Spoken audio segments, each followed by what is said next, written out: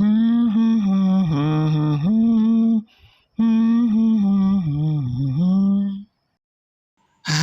एटा कौन पागल भाया इटाकू बाहर करके कांधरे पकईकी बुलुची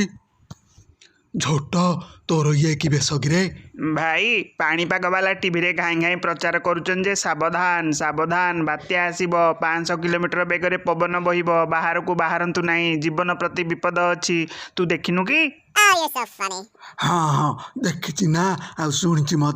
हेले तू एमती बेस कुआड़े जाऊँ कौन करी रे भाई बोर आज बरा खाइबा इच्छा है बापा को कथाटा को कहबारू बात्या आउ अध घंटा पर आसब कही बजार को जापारिनी बोली बापा मना करदेले बोर मन दुख है बोर मन दुख देखी मते भी दुख लगिला श्रवण कुमार तांको बापा माँ केते कौन करदेले